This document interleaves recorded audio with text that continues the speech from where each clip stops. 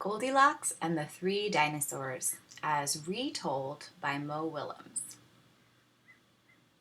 Goldilocks and the Three Dinosaurs, as retold by Mo Willems.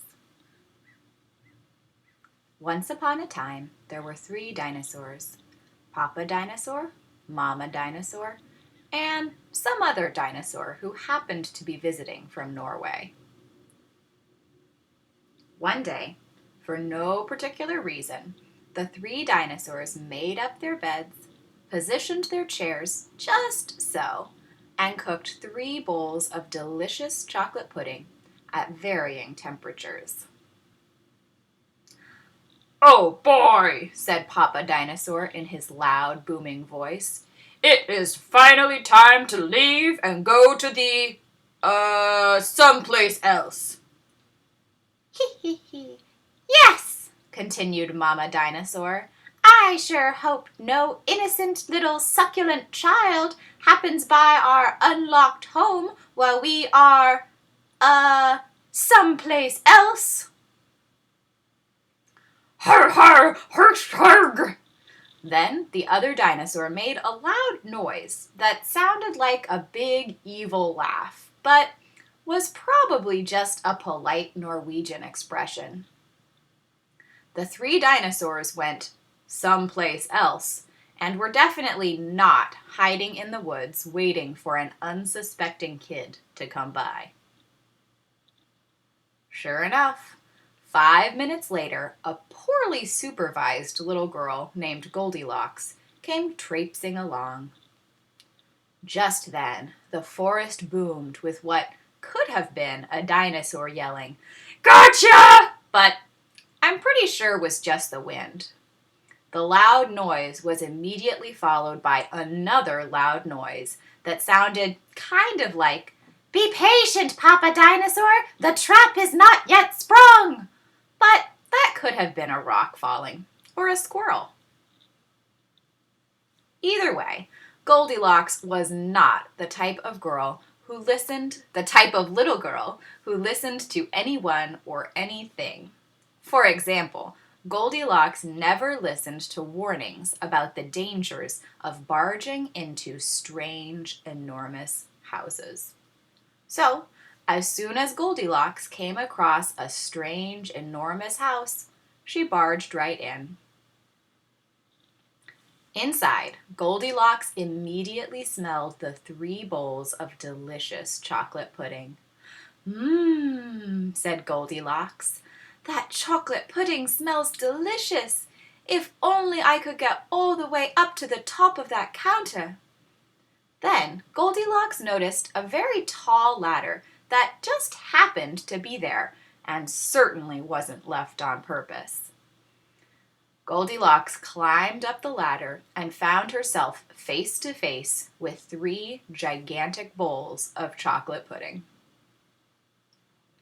The first bowl of chocolate pudding was too hot, but Goldilocks ate it all anyway because, hey, it's chocolate pudding, right?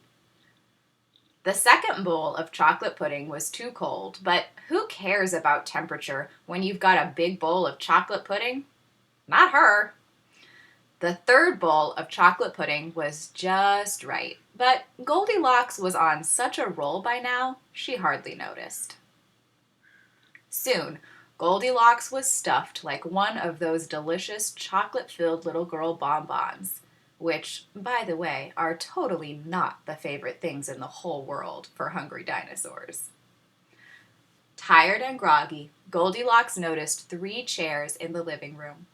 So, she climbed down the ladder and walked out of the kitchen. The first chair was too tall. The second chair was too tall. But the third chair was too tall. Goldilocks wasn't going to climb that high just to sit in some chair, so she hiked over to the bedroom. When she got there, Goldilocks noticed that the beds were also gigantically big. "What is going on around here?" groaned the exhausted girl. "The bears that live here must be nuts." Just then, the room filled with a loud booming noise that was either a passing truck or a dinosaur gloating. A few more minutes and she'll be asleep. Delicious chocolate-filled little girl bonbons are yummier when they're rested. Even a little girl who never listens to anyone or anything had to hear that. Goldilocks took a minute to stop and think, which was longer than she was used to stopping and thinking. Hey, she told herself, this isn't some bear's house. This is some dinosaur's house. Say what you like about Goldilocks, but she was no fool.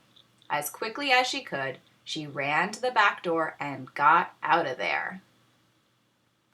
Just then, a loud plane flew by, which sounded pretty much like a trio of dinosaurs yelling, "No!" or "Charge!" or their Norwegian expression for "Chewy Bonbon time!" Suddenly, and completely coincidentally, the three dinosaurs rushed through the front door. But they were too late. Goldilocks was gone, and all that was left in the house were three disappointed dinosaurs.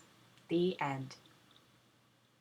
And the moral is, if you ever find yourself in the wrong story, leave. And the moral for the dinosaurs is, lock the back door. The end.